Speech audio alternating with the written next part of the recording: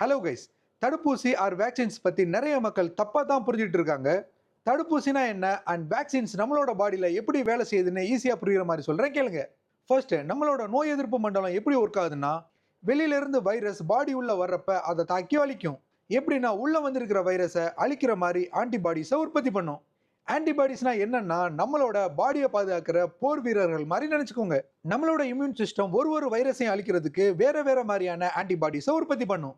இந்த ஆன்டிபாடிஸ் உற்பத்தி ஆகிறது ஒருத்தவங்களோட இம்யூன் சிஸ்டத்தை பொறுத்து இருக்கும்.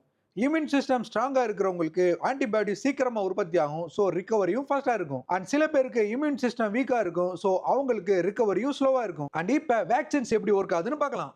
ஆக்சுவலி வேக்சின்ஸ் என்ன பண்ணுன்னா, உண்மையிலேயே பாடி உள்ள வைரஸ் வந்த மாதிரி ஒரு பெரிய டிராமாவை கிரியேட் பண்ணும். எப்படின்னு சொல்றேன் கேளுங்க.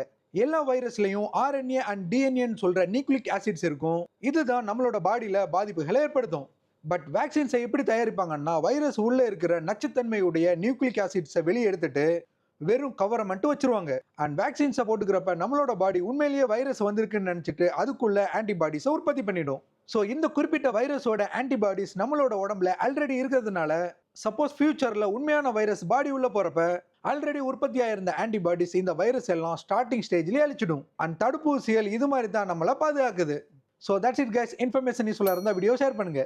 அண்ட் தேங்க்யூ ஃபார் வாட்சிங் மை வீடியோஸ்.